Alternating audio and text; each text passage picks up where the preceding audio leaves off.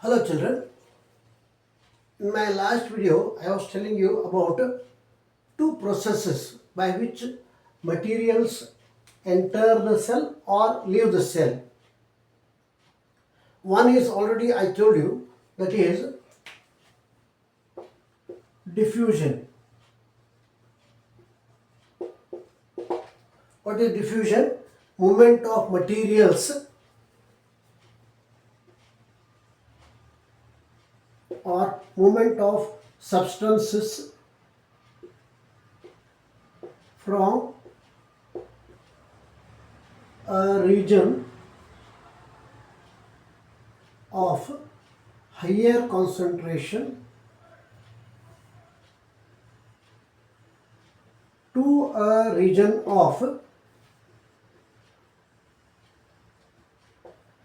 lower concentration. This is called as diffusion.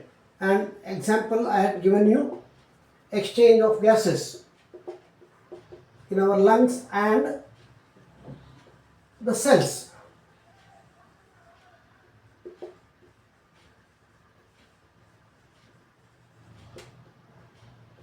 Right?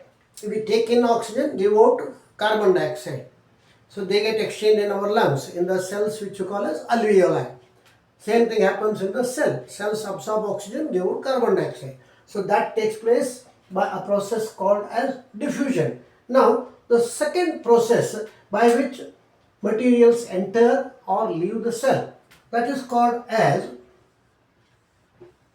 osmosis. That is called as osmosis. Osmosis is called as a special type of diffusion in which water molecules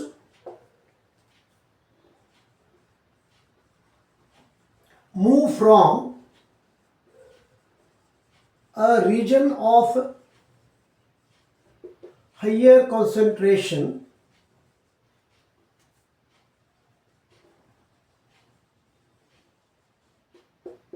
to a region of lower concentration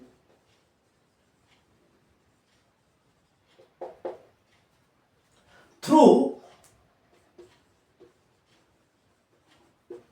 a semi-permeable membrane. Through a semi-permeable membrane. Means what? It is also a kind of diffusion only, but it applies only to water molecules. Water enters the cells or leaves the cells by this process called osmosis.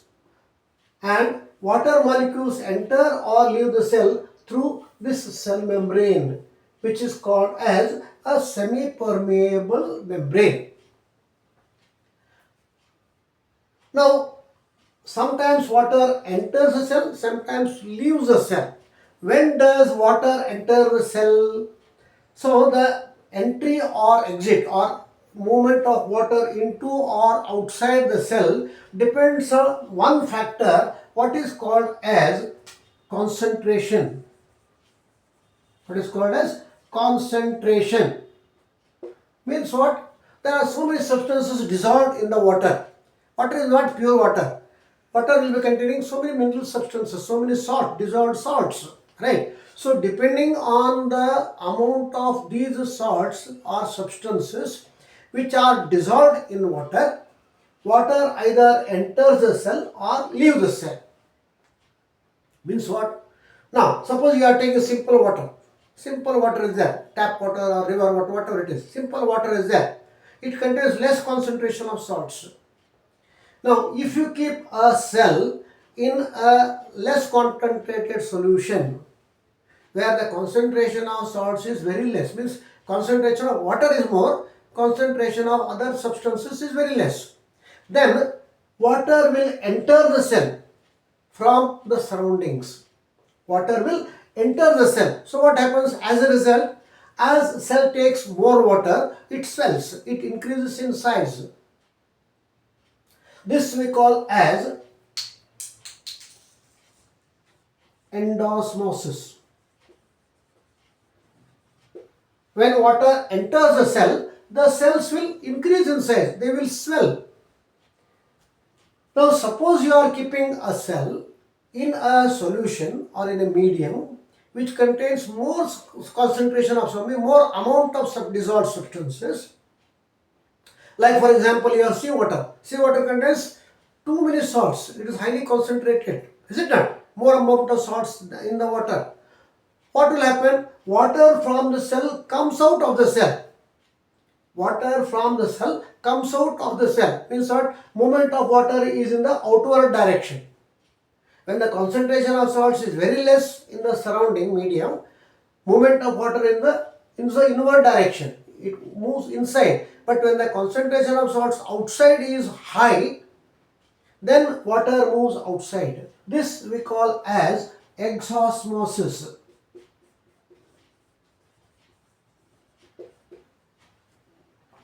Endosmosis means what? Movement of water into the cell. Exosmosis means movement of water out of the cell.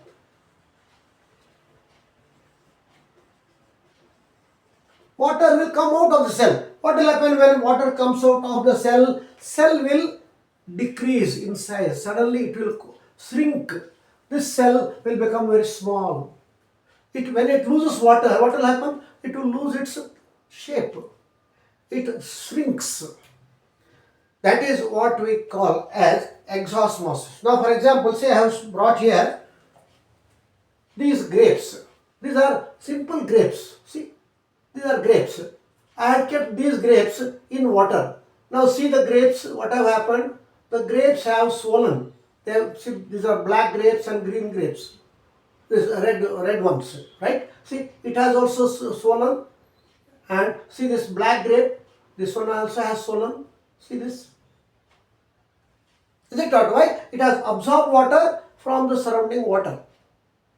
It has swollen. Is it not? Now suppose I keep the same swollen grapes in a concentrated sugar solution, then all the water from the grapes comes out. It will shrink. It will shrink. Now suppose you are keeping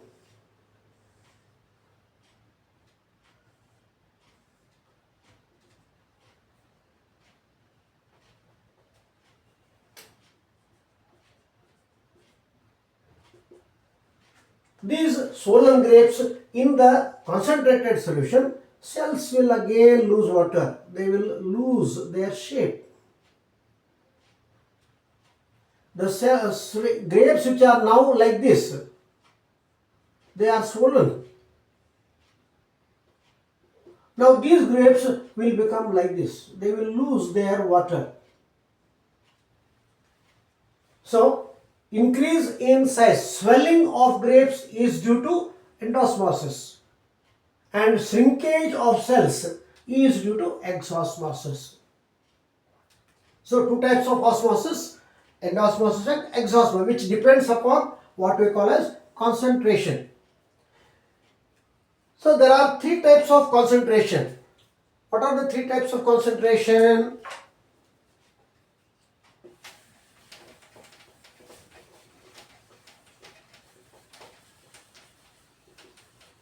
One is called as hypotonic solution. One is called as hypotonic solution. Another is called hypertonic solution. Hypertonic solution. And the third one is called as isotonic solution. Hypotonic, hypertonic, and isotonic.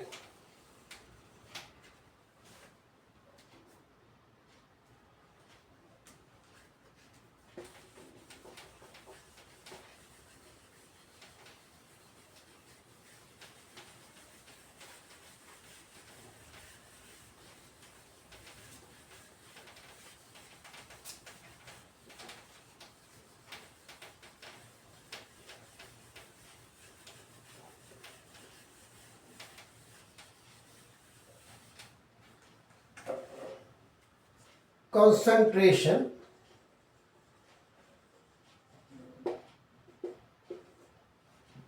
First one is called hypotonic. But tonic means what? Tonicity is concentration. It is called as tonicity, concentration. So hypotonic means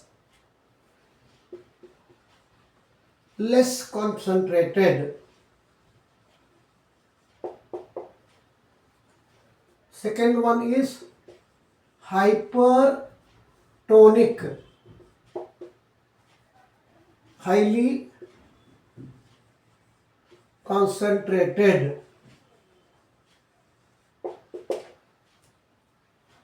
And third one is isotonic, means same concentration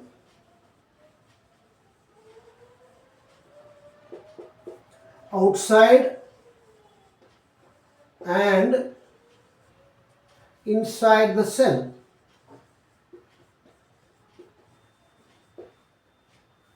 If the concentration of salts is very less outside the cell, we call it as hypotonic. And when the concentration outside the cell is hypotonic, endosmosis takes place. Endosmosis takes place means water enters the cell and swells like the grapes. Now, if the concentration of salts outside the cell is high compared to inside the cell, then water leaves the cell. This is called as exosmosis. Means water comes out of the cell, as a result the cell shrinks. When water enters, when it is endosmosis, cells increase in size like the grapes. If the cells lose water, they shrink in size, they become smaller, right? If the concentration outside and inside the cell is same, the water will remain the same. Neither the size increases nor decreases. Means what? Neither the cell swells nor the cell shrinks. It remains as it is. No change in size. No change in size. This is what we call as osmosis. Movement of water from a region of higher concentration to a region of lower concentration through a semi-permeable membrane, which is nothing but a cell membrane or plasma membrane, what we call, right? These are the two processes. One is diffusion, other is osmosis. There is also a third process which is not given in your books. It is called as active transport. It is called as active transport. I just give you a brief idea about what it is. I will not explain in detail. It is called as, third type is called active transport. Means what? Here it is opposite. See, in osmosis and diffusion, movements move from higher concentration to lower concentration. So energy is not required. Whereas in case of active transport, substances move from lower concentration to higher concentration. Movement of substances from lower concentration to higher concentration. They need energy. So here there is need of energy. And that energy is obtained from ATP, adenosine triphosphate. Like the roots absorb salts from the soil, or the crops absorb salts from the soil due to active transport. So these are the processes through which materials enter or leave the cell. One is diffusion, second is osmosis, and third is active transport. Right? In my next class, I will tell about the organelles or the living structures which have different functions, which have specific functions. For now, it's enough. We can just go through these three processes, diffusion and osmosis mainly. And if you are interested, you can go through active transporters. Okay, thank you.